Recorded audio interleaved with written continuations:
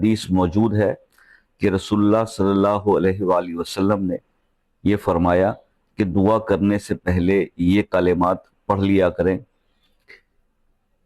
اور اس کے ذریعے اللہ تعالیٰ سے جو بھی دعا کی جائے گی اللہ تعالیٰ قبول فرمائے گا، اور جب بھی اس کے ذریعے کوئی چیز مانگی جائے گی تو اللہ تعالیٰ عطا فرما دے گا۔ وہ الفاظ کیا ہیں وہ نوٹ فرما لیجئے۔ اللہم لا الہ الا انت المنان بدیع السماوات والارض ذی الجلال والاکرام۔ اے اللہ تیرے علاوہ کوئی معبود نہیں، تو بہت احسان کرنے والا ہے، آسمانوں اور زمینوں کو پیدا کرنے والا ہے، اے جلال اور اکرام والے اللہ۔